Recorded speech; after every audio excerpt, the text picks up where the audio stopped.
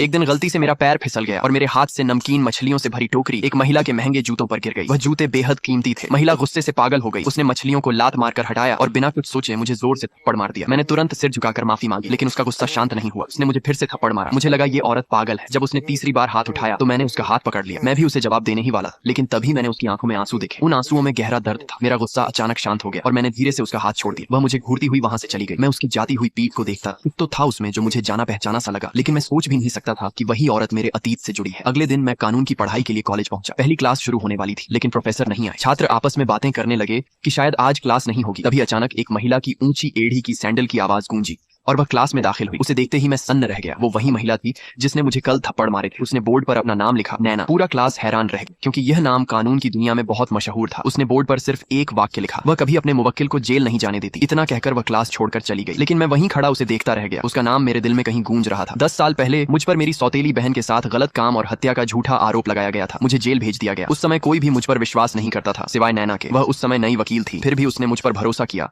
और बिना किसी फीस के मेरा केस लड़ा। लेकिन जज ने रिश्वत ले रखी थी, इसलिए मुझे 10 साल की सजा हो गई। मेरी सौतेली माँ मुझसे नफरत करती थी। उसने मुझे कोसा और मेरे पिता ने भी मुझे ठुकरा दिया। जेल में मुझे बहुत बुरा व्यवहार सहना पड़ा। मैं पूरी तरह टूट चुका था। यहाँ तक कि मैंने नैना पर भी गुस्सा निकाल दिया, लेकिन उसने सिर्फ एक बात कही, मुझे तुम पर विश्वास है। उसी एक वाक्य ने मुझे जीने की ताकत दी। 1 साल बाद मेरा केस दोबारा खुला और मेरी बेगुनाही साबित हो गई। मैं आजाद हो गया, लेकिन मेरे अपने लोग अब भी मुझसे नफरत करते थे। मैंने सब कुछ पीछे छोड़ दिया और मेहनत करके कानून की पढ़ाई में दाखिला लिया, क्योंकि मैं वही बनना चाहता था जो नैना थी। जब ये सब याद आया तो मैं तुरंत क्लास से बाहर भागा। मैं उससे मिलना चाहता था, उसे बताना चाहता था कि मैं वही लड़का हूँ जिसकी उसने मदद की थी। लेकिन जब वह मेरी तरफ मुड़ी तो मैंने खुद को संभालने की कोशिश की। मैं कुछ कह पाता उससे पहले ही वह मुस्कुराई और बिना मुझे पहचाने आगे बढ़ गई। वह मुझे भूल चुकी थी। मैं उसे जाते हुए देखता रहा और मन ही मन एक वादा किया, जब तक मैं खुद को उसके लायक नहीं बना लेता तब तक मैं उसके सामने खड़ा नहीं होऊंगा।